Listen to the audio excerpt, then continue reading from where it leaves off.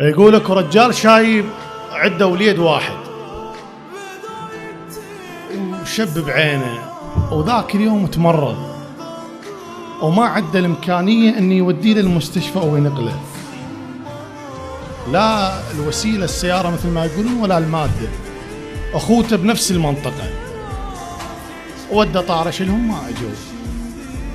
أي ابنه سئله قال له أبويا أجوا عمامي، قال له وج وانطف بهالبيت، وج وانطف بهالبيت، حيهم فلا صيح، خاف اخوتي يفزعون وعقلهم تطيح.